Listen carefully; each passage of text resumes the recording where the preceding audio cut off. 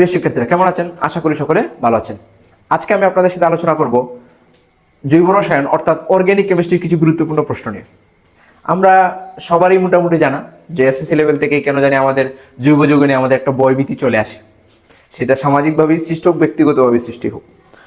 তো আমি আসলে জৈব যৌগটাকে একটু ভিন্ন আঙ্গিকে দেখি। সে আমার শিক্ষকতার প্রায় 12-14 বছর অভিজ্ঞতা থেকে বলতে পারি এবং নিজের পড়াশোনা লাইফের কথা বলতে পারি। তো জৈব যৌগটা আসলে জীবনের অংশ, এটা আমি বলি নাই। কে বলছিল? বিজ্ঞানী বার্জেলিয়াস বলে নাই? বিজ্ঞানী বার্জেলিয়াসের যে ভাইটাল ফোর্স থিওরি বা প্রাণশক্তির মতো কি বলছিলেন যে জৈব যৌগ সমূহ উদ্ভিদ এবং প্রাণীর দেহে কি হয়, অদৃশ্যভাবে তৈরি, মানে সৃষ্টিকর্তার ইশারায় এটাই বুঝেছেন। এর মানে কি জৈব যৌগ আসলে জীবনের অংশ, জীবনের কথা বলে। তা আজকে আমরা আসলে এই যে প্রশ্নগুলো আলোচনা করব,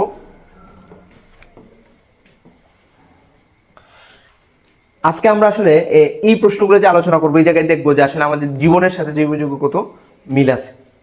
তো আপনাদের সাথে আছি আমি Anjan Roy, lecturer of chemistry, instructor of chemistry pi math club এবং সিইও অফ কার্বন টিউটোরিয়াল। আমার একটা ছোট্ট ইউটিউব চ্যানেল আছে, আপনাদের প্রয়োজনীয় ভিডিও পাইতে আমার চ্যানেলটা ভিজিট করতে পারেন। তাহলে চলুন আমরা আজকের আলোচনা শুরু করি। আজকে আমি প্রথমেই আলোচনা করব যে প্রশ্নগুলো, কার্বোক্যাটায়ন কি, এর সক্রিয়তা ও স্থিতিশীলতার ক্রম ব্যাখ্যা করো। মুক্তমূলক কি, এদের সক্রিয়তা ও স্থিতিশীলতার ক্রম। কার্বনায়ন কি, এদের সক্রিয়তা ও স্থিতিশীলতার ক্রম। আমি এর ঠিক আগের ক্লাসেই কিন্তু কার্বোক্যাটায়ন কি, মুক্তমূলক কি, কার্বনায়ন কি সেগুলো নিয়ে আলোচনা করছি। সো আমি এখন আর ওই ছোট সংজ্ঞাগুলোতে গভীরে যাব না। আজকে আমাদের ফোকাসটা আসলে কার্বোক্যাটায়নের সক্রিয়তার ক্রম বা স্থিতিশীলতার ক্রম, মুক্তমূলকের সক্রিয়তার ক্রম বা স্থিতিশীলতার ক্রম, কার্বনায়ন সমূহের সক্রিয়তার ক্রম এবং স্থিতিশীলতার ক্রম। স্যার, এই তিনটা প্রশ্ন মোটামুটি প্যাটার্ন কিন্তু সেম। আপনি একটা প্রশ্নতে ফোকাস করেন, এই একটা প্রশ্নের ফোকাসটা যদি আপনি বুঝতে পারেন, মূল ভিত্তিটা আসলে কি, কিসের ভিত্তিতে আসলে আমরা এই আনসারটা করতে যাব, ওই জিনিসটা বুঝতে পারলে কিন্তু আপনি বাকি দুইটা কোয়েশ্চনের আনসার পারবেন। তাহলে চলেন আমরা ক্লাসটা শুরু করি। তো প্রথমে আমরা যে প্রশ্নটা আলোচনা করব, কার্বোক্যাটায়ন কি, এদের সক্রিয়তা স্থিতিশীলতার ক্রম। আমি বলছি যে আমি কার্বোক্যাটায়ন এর আগে ইতিমধ্যে আলোচনা করছি, তারপর একটু বলে দিই। কার্বোক্যাটায়ন ছিল যে সমযোজী বন্ধনের বিষম বিভাজনের ফলে যে ধনাত্মক চার্জযুক্ত যে জৈব অংশ উৎপন্ন হয়, সেটা আসলে কার্বোক্যাটায়ন। আমরা সংজ্ঞাটা এরকম বলছিলাম যে একক ধনাত্মক চার্জযুক্ত জৈব আয়নকে কার্বোক্যাটায়ন বলে। এখন এই কার্বোক্যাটায়ন সমূহের স্থিতিশীলতার ক্রম এবং সক্রিয়তার ক্রম নিয়ে আমরা আলোচনা করব। তাহলে চলেন, এর মানে আমরা কি বুঝছিলাম যে কার্বোক্যাটায়ন কিভাবে সৃষ্টি হয়, সমযোজী বন্ধনের বিষম বিভাজনের ফলে। আমি একটা এক্সাম্পল যদি আপনারা দিই, RX, এটা বিষম বিভাজিত হয়েছিল, বিষম বিভাজন হয়ে R প্লাস এবং X মাইনাস কেন হয় দেখেন, যে আমি যদি বলি এই বিষম বিভাজন জিনিসটা আসলে কি, আমরা বলছিলাম যে এই যে অ্যালকাইল মূলক R, এই জায়গায় কার্বনের সাথে হেলোজেনের কি করছিল, ইলেকট্রন শেয়ারিং করছিল। তখন কি হইল যে তারা দুইজনে ইলেকট্রন শেয়ার করে বন্ধন গ্রহণ করছে কোনো কারণে, কোনো এক প্রভাবকের উপস্থিতিতে। আমি যদি বলি কোনো এক প্রভাবকের উপস্থিতি, আমি এই জায়গায় এক্স দিয়ে কিন্তু আসলে হেলোজেনের ইলেকট্রনটা বুঝাইছি। তো কোনো এক কারণে সে প্রভাবিত হয়ে, অর্থাৎ থার্ড পার্সনের প্রভাবে, অর্থাৎ প্রভাবকের প্রভাবে কি করলো, হেলোজেন ওই যে কার্বনের ইলেকট্রনটাকে সে নিয়ে চলে গেছে। অর্থাৎ এই জায়গায় হেলোজেনটা কি করছে, স্বার্থপরতা করছে। অর্থাৎ আগে দুইজন একটা কমিটমেন্টে ছিল, দুইজন একটা রিলেশনে ছিল, বন্ডিং এ ছিল, কিন্তু সে কি করছে, ওই ইলেকট্রন জুড়ে সে তার দিকে নিয়ে গেছে, যার ফলে সে হয় মাইনাস, আর তার ইলেকট্রনের ঘাটতি দেখা দেয়, সেজন্য সে হয় কি প্লাস। আমরা একটু যদি এটা মাইনাস হওয়ার কারণ যে হেলোজেনের বৈশিষ্ট্য তো 7টা ছিল, আমি চাইলে এভাবে ডট ডট দিয়ে দেখাইতে পারি। হ্যাঁ, তো ও আরেকটা নিয়ে আসছে, 8টা অষ্টক পূরণ হয়ে গেছে, এই জন্য Cl মাইনাস। এখন আমরা একটা নির্দিষ্ট যৌগে চলে যাই, যেমন methyl chloride for example, CH3Cl, মনে করেন এটা মিথাইল ক্লোরাইড, এটা বিষম বিভাজিত হয়েছে, বিষম বিভাজন ঘটছে, ওইটা মিথাইল কার্বোক্যাটায়ন এবং Cl মাইনাস। আমি আর ইলেকট্রন জোড়া দেখাচ্ছি না। যে আমরা কি বলতেছি যে হেলোজেনের সাথে কার্বনের যে বন্ধন ছিল, ওই জায়গায় ক্লোরিনের তড়িৎচুম্বকতা বেশি বা অন্য কোনো প্রভাবকের উপস্থিতিতে সে আসলে বিষম বিভাজনে অংশগ্রহণ করে ক্লোরিন মনে করেন ইলেকট্রন জোড় নিয়ে গেছে, তার ফলে সে ধনাত্মক চার্জযুক্ত হয়েছে। আমরা একটু মজা করে বলছিলাম যে আমি যদি আবার একটু ইলেকট্রন জোড়টা দেখাই, মনে করেন আমি ওর ইলেকট্রনটা ক্রস দিয়ে দেখাইলাম, ওর ইলেকট্রনটা ডট দিয়ে দেখাইলাম। সে বিষম বিভাজন মানে কি, ও ক্লোরিন দুইটা ইলেকট্রন ওইদিকে নিয়ে গেছে, অর্থাৎ ক্লোরিনের অষ্টক পূরণ হয়ে গেছে, যার ফলে সে Cl মাইনাস হয়েছে। আমি আবার একটু দেখাইতে, এই যে স্যার কার্বোক্যাটায়ন, অর্থাৎ একক ধনাত্মক চার্জযুক্ত জৈব আয়নকে কার্বোক্যাটায়ন বলে। এখন আসেন তাদের সক্রিয়তার ক্রম এবং স্থিতিশীলতার ক্রম। স্যার সক্রিয়তার ক্রম এবং স্থিতিশীলতার ক্রম মানে কি, একটা যৌগের মধ্যে তো না, মানে অর্থাৎ এই কার্বোক্যাটায়নের একাধিক রূপ আছে, ওই রূপের মধ্যে কোনটা অধিক সক্রিয় কোনটা অধিক স্থিতিশীল। তাহলে এই রূপগুলো আসলে কি, এই রূপগুলো আসলে কি আমরা এখন দেখব। মনে করেন আমরা, এটা হলো মিথাইল কার্বোক্যাটায়ন, আমরা 1 degree methyl 1 degree carbocation, 2 degree carbocation এবং 3 ডিগ্রি কার্বোক্যাটায়ন। এই আমি যদি আপনাদের একটু দেখি যে আসলে এদের পজিশনটা, মনে করেন এই যে আমি মিথাইলের কথা বললাম, আমি একটু গাঠনিক সংকেত দিয়ে আপনাদের দেখাইতেছি। মিথাইল কার্বোক্যাটায়ন, এই যে স্যার আমি এই মিথাইলকে এইভাবে লিখছি, ওকে। তারপরে আরেকটা কার্বন, এই যে মিথাইল, এই হাইড্রোজেনের পরিবর্তে সে একটা অ্যালকাইল গ্রুপ যুক্ত আছে। এই কার্বোক্যাটায়নকে আমরা বলি 1 ডিগ্রি মিথাইল কার্বোক্যাটায়ন, মানে 1 ডিগ্রি কার্বোক্যাটায়ন। আমি যদি আরেকটা চিন্তা করি, CH3 হ্যাঁ এইচ, এই জায়গায় এই কার্বনের সাথে দুইটা অ্যালকাইল গ্রুপ যুক্ত আছে, এই জন্য এটাকে 2 ডিগ্রি কার্বোক্যাটায়ন। এখন আসেন এই জায়গায় এই কার্বনের সাথে মনে করেন 3টা অ্যালকাইল গ্রুপ যুক্ত আছে, সেটাকে আমরা আসলে কি বলবো, 3 ডিগ্রি কার্বোক্যাটায়ন। তাইলে আসলে আমরা বুঝতে পারছি যে এটা হলো মিথাইল কার্বোক্যাটায়ন। এখন ওই যে সক্রিয়তার ক্রম এবং স্থিতিশীলতার ক্রম, এটা আসলে কি বুঝাইছে, যে এই কার্বোক্যাটায়নের একাধিক রূপ আছে, 1 degree carbocation, 2 degree carbocation, 3 degree carbocation, অর্থাৎ প্রাইমারি, সেকেন্ডারি এবং টারশিয়ারি। এদের মধ্যে কোনটা অধিক সক্রিয়, এদের মধ্যে কোনটা স্থিতিশীলতা বেশি। স্যার আপনার মূল পয়েন্টটা, আপনার আনসারের জায়গাটা আসলে কি, আপনি কিসের ভিত্তিতে কোয়েশ্চনটা আনসার করুন, মূলত একটা কথা, সেটা হলো আমরা ইন্ডাকটিভ ইফেক্ট, এই নামটা কি শুনছি স্যার, ইন্ডাকটিভ ইফেক্ট। স্যার এটা যদি আমরা জানি, অর্থাৎ প্লাস আই ইফেক্ট, এই প্রশ্নের এই ওয়ার্ডটার উপরে আসলে আমার ইকুয়েশনের আনসার, এবং এই বাকি সবগুলো মূলত এই ওয়ার্ডের উপর ভিত্তি করে আনসার করে ফেলবো। প্লাস এখন প্রশ্ন হলো ইন্ডাকটিভ ইফেক্ট বা প্লাস আই ইফেক্ট কি। এটা এরকম যে কোনো কেন্দ্রীয়, যখন মনে করেন এই যে কেন্দ্রীয় কার্বন পরমাণু আছে, তো ওর ইলেকট্রন ঘাটতি আছে, কোনো মূলক যদি বা পরমাণু বা কোনো মূলক যদি তাকে ইলেকট্রন ঘনত্ব দিয়া এই কেন্দ্রীয় কার্বোক্যাটায়নের বা কার্বনের ইলেকট্রন ঘাটতি পূরণ করে, তখন এটাকে আমরা আসলে বলি ইন্ডাকটিভ ইফেক্ট। অর্থাৎ যখন কোনো কার্বোক্যাটায়নের সাথে, অর্থাৎ ইলেকট্রন ঘাটতি আছে এমন আয়নের সাথে কোনো ইলেকট্রন দাতা গ্রুপ যুক্ত হয়, ওখানে ওই ইলেকট্রন দাতা গ্রুপ কি করে, ইলেকট্রন ঘনত্ব দিয়া ওই কেন্দ্রীয় পরমাণু কি করে, ইলেকট্রন ঘনত্বকে বৃদ্ধি করে, অর্থাৎ তার অভাব পূরণ করে, অর্থাৎ ইলেকট্রন দাতা গ্রুপ আমরা সংক্ষেপে বলতে পারি এটাই। অর্থাৎ কোনো আয়নের সাথে যদি ইলেকট্রন দাতা গ্রুপ থাকে, তখন এটাকে আমরা ইন্ডাকটিভ ইফেক্ট বা প্লাস আই ইফেক্ট বলি। এখন দেখেন এই যে আমরা জানি মিথাইল হলো ইলেকট্রন দাতা গ্রুপ, এখন এটার নাম হলো আমরা বলতেছি যে মিথাইল কার্বোক্যাটায়ন, এটা হলো 1 ডিগ্রি, এটা কি 2 ডিগ্রি, এটা হলো 3 ডিগ্রি। এখন ডিগ্রি কেন নামকরণ হয়েছে সেটা নিশ্চয়ই আপনারা বুঝতেছেন, যে এই কার্বনের সাথে একটা ইলেকট্রন দাতা গ্রুপ, এই জায়গায় 2টা, এই জায়গায় 3টা, ওই যে যতটা ইলেকট্রন দাতা গ্রুপ থাকবে আমরা তার ভিত্তিতে, অর্থাৎ অ্যালকাইল গ্রুপ, ইলেকট্রন দাতা গ্রুপ বলতে স্পেশালি অ্যালকাইল গ্রুপের কথা বলছে, যে একটা অ্যালকাইল গ্রুপ, সুতরাং এটা 1 ডিগ্রি, এই কার্বনের সাথে 2টা অ্যালকাইল গ্রুপ 2 ডিগ্রি, 3টা অ্যালকাইল গ্রুপ 3 ডিগ্রি। এখন তাদের মধ্যে কোনটার সক্রিয়তা বেশি এবং কোনটার স্থিতিশীলতা বেশি সেটা আমি আলোচনা করব।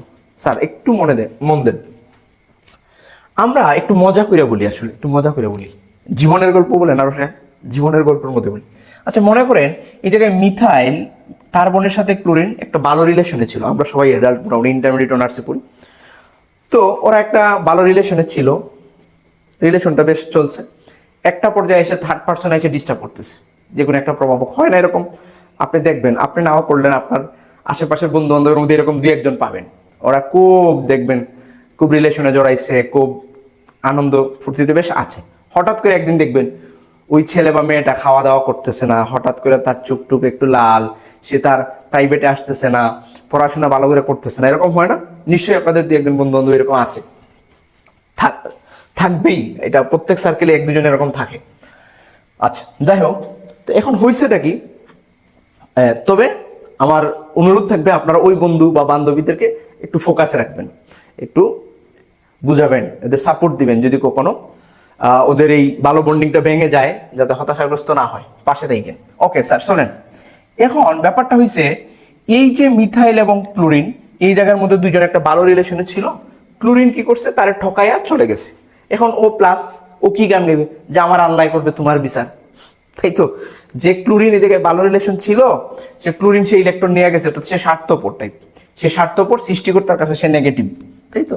আর ও ওরে ঠকাই গেছে, ও কি করবে, সে সৃষ্টিকর্তার কাছে বিচার দিবে যে আল্লাহ তুমি আমার বিচার কইরো, ওর বিচার কইরো, ও আমাকে ঠকাই গেছে, এই জন্য সে আসলে পজিটিভ। এখন এই বুঝটা আসলে কয়জনের আছে? এখন মনে করেন খুব আবেগী যারা টিনেজ বয়স আছে, ওরা কি করে দেখেন স্যার, এই যে এই জায়গায় ওর আসলে কি নাই, যে ওরে ঠকায় চলে গেছে, ও খুব মানসিক অশান্তিতে আছে। এইদিকে হয়েছে কি, আমরা যদি একটু বলি, এইদিকে হয়েছে কি,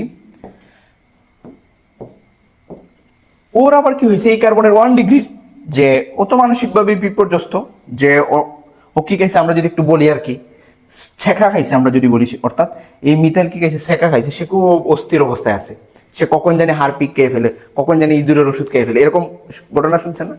অর্থাৎ এই জায়গায় সবচেয়ে অস্থিতিশীল যৌগ হইলো এই মিথাইল কার্বোক্যাটায়ন। আপনাদের বন্ধু বান্ধবের মধ্যে যে এরকম অস্থিতিশীল আছে তাকে একটু নজরে রাখবেন। এখন আসেন পরে আরেকজন, মনে হয় 4জন ব্যক্তি, এই কার্বোক্যাটায়নের মধ্যে আরেকজন বন্ধুর কথা যদি আপনি বলেন, ওর কি হয়েছে, ওর রিলেশন ব্রেকআপ হয়েছে, সমস্যা নাই, মানসিকভাবে বিকশিত, কিন্তু ওর একটা ভালো বন্ধু আছে। ওই বন্ধু ওরে কি কইছে, বন্ধু তোর তো অভাব ফিল হয়েছে, আমি তো তোকে আর ওই রিলেশনের ইয়ে দিতে পারবো না, তো বন্ধু আমি তোর পাশে আছি, তুই টেনশন করিস না, তুই পড়াশোনা কর, ই কর। ও এর মানে কি, ও যতটুকু ডিপ্রেশনে ছিল তার থেকে ও একটা সাপোর্টার পাইছে, ও একটু কম ডিপ্রেশন থাকবে। তারপর একটা কি দেখেন তো, এই জায়গায় হয়েছে কি, এই জায়গায় হয়েছে কি, যে এই কার্বনের কি হয়েছে, বন্ধুর পাশাপাশি একটা ভালো ভাই আছে, অর্থাৎ রিলেটিভ, অর্থাৎ ভাই বন্ধু, ভাইয়ের মতো বন্ধু দেখে না, অর্থাৎ ওর একটা ভালো বন্ধু আছে, সাথে আর এক তার ফ্যামিলির বড় ভাই বা ছোট ভাই আছে যা তাকে সাপোর্ট করে। তখন কি হয়ে গেছে, ওর একজন সাপোর্টার ছিল, ওর 2জন সাপোর্টার হয়ে গেছে, অর্থাৎ সে যে তার যে একটু শেখা খাইছে, তার মনে যে দুঃখ, তারা কিন্তু সাপোর্ট দিতেছে সে। এখন আমি যদি ওই কার্বনের দিকে যাই, যে ওর বন্ধু আছে, ভাই আছে, এবং মা বাবাও তাকে সাপোর্ট দিচ্ছে, যে বাবা যা হয়েছে হয়েছে, তুমি আমাদের সন্তান, তোমার এই রিলেশন ভাঙছে, আবার নতুন রিলেশন হবে, কোনো টেনশনের ব্যাপার নাই, তুমি শান্তি দেখো। আচ্ছা, এইভাবে যদি কেউ একজনকে সাপোর্ট দেয়, যে আপনার একটা ভালো রিলেশন ছিল, ভেঙে গেছে, প্রতারিত হয়েছেন, আপনাকে ঠকাইছে, তখন আপনাকে আপনার বন্ধু সাপোর্ট দিছে, আপনার ভাই সাপোর্ট দিছে, আপনার মা বাবা সাপোর্ট দিছে, আর কিছু লাগে বলেন তো? আপনি কি আর ইঁদুরের বিষ খুঁজবেন, বা আপনি কি হারপিক খুঁজবেন?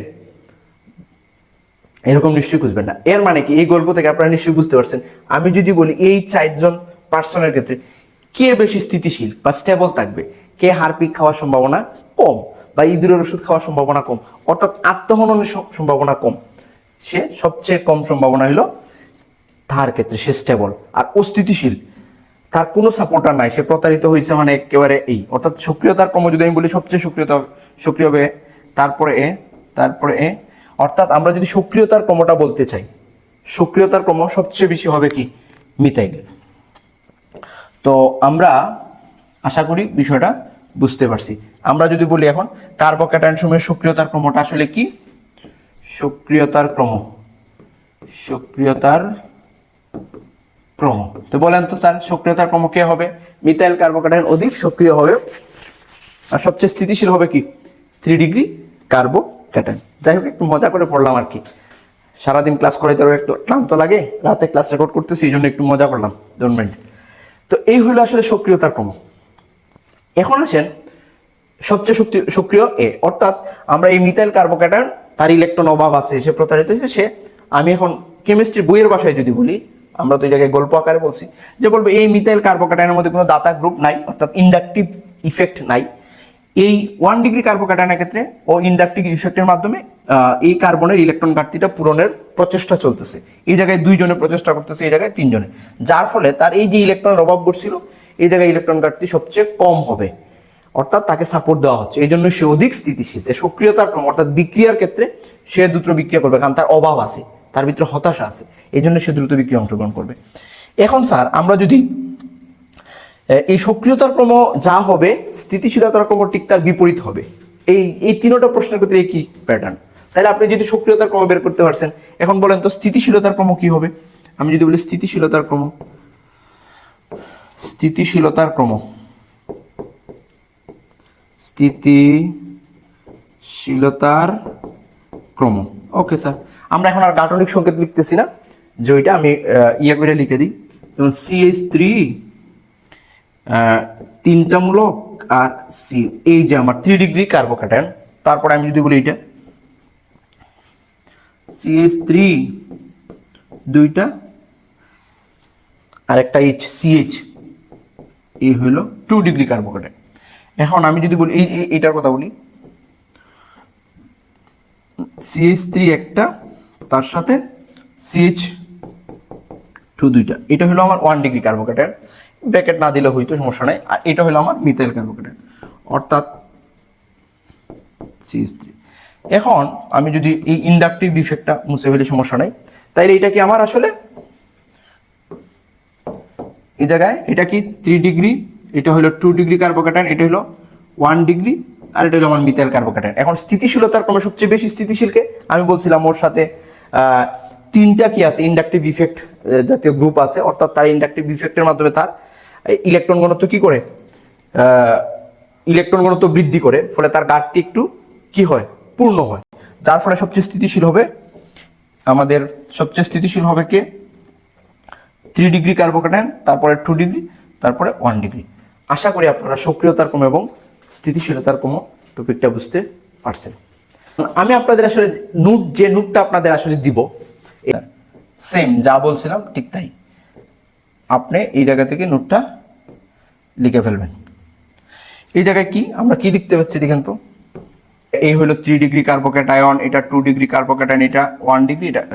এখন আমরা যে এই যে সুস্থিত বা স্থিতিশীলতার ক্রম, স্থিতিশীলতার ক্রম কি 3 ডিগ্রি কার্বোক্যাটায়ন সবচেয়ে বেশি, এই যে স্যার গ্রেটার চিহ্ন দেওয়া আছে।